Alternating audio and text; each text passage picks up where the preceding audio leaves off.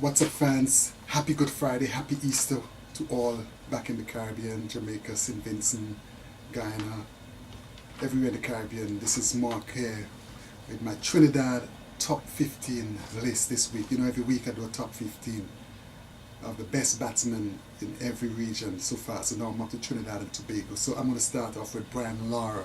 Everybody know the Prince of Trinidad is the best, probably the best batsman to ever play the game. He had 65 first-class centuries, 22,756 runs, 299 one-day international, 10,405 runs, 19 one-day centuries. In the Test match arena, he scored 11,958 runs, a top score of 400 not out, 34 centuries, a legend of the game. One of the best batsmen we ever produced in the last 50 years in the Caribbean. Number 2 on my list is Clifford Roach. He played from 1928 to 1935.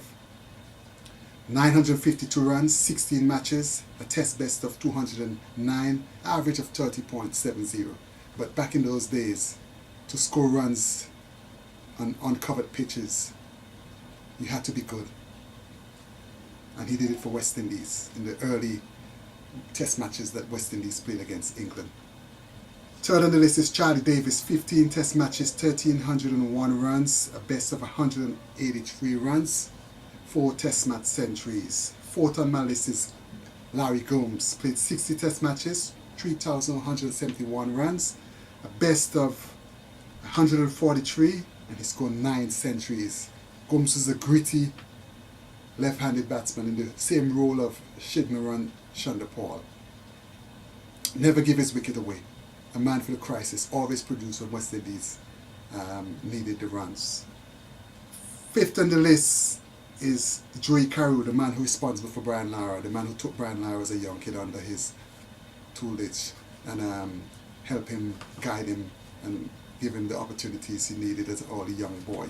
So he played 19 test matches, 1,127 runs, the best of 109 in Test cricket and the best of 182 in first-class cricket. He was a stylish, elegant, left-handed batsman. Sixth on the list is Jeffrey Stollmeyer. Played 32 Test matches, scored 2,159 runs, a best of 160, 4 centuries, and at first-class level his best was 329.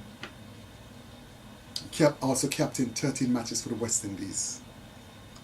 Seventh on the list is Gus Logie. Played 52 test matches, 2,470 runs, a best of 130, average of 35.79, scored 2 centuries. But Logie was a man for the crisis. Anytime West Indies was in trouble, Logie would come in and produce a 50 or 60 or 70, 80. Always producing when West Indies was in trouble. That's the hallmark of a good player. 8th on the list is Darren Ganga. 48 test matches, 2,160 runs, an average of 25.71. I would love to see that average of 40.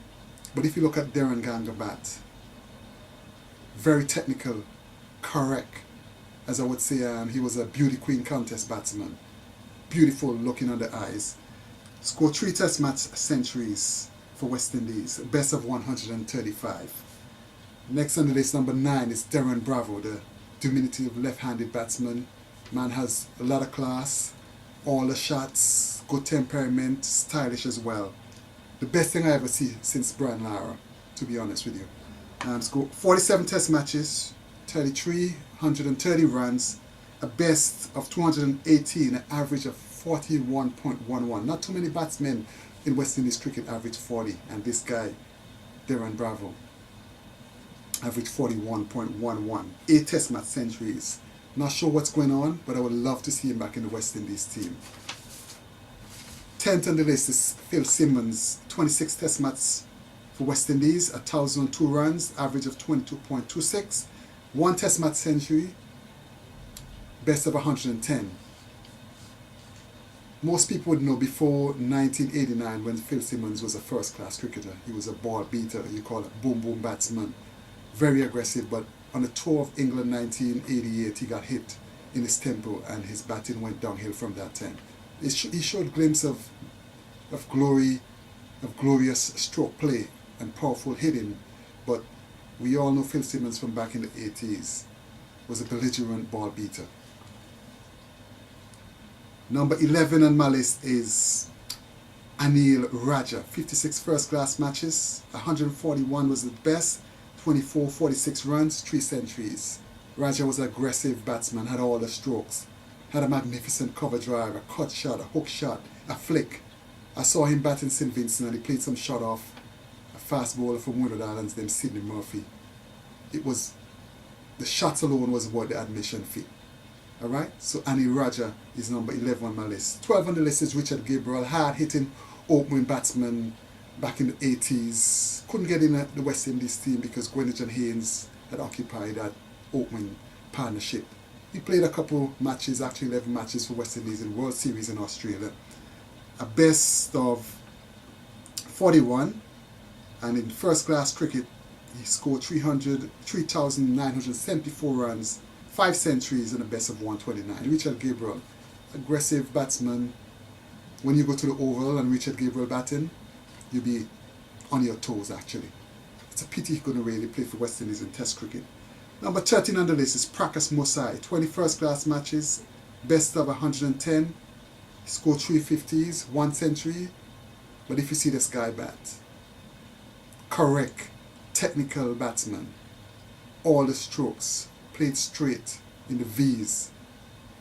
But as I say, he got limited opportunities for Trinidad. He only played 20 matches in a 4-year career. 14 on my list is Sheldon Gomes. Good enough to play for West Indies back in the day, but as I say, West Indies had a very strong batting lineup from 1 to 6.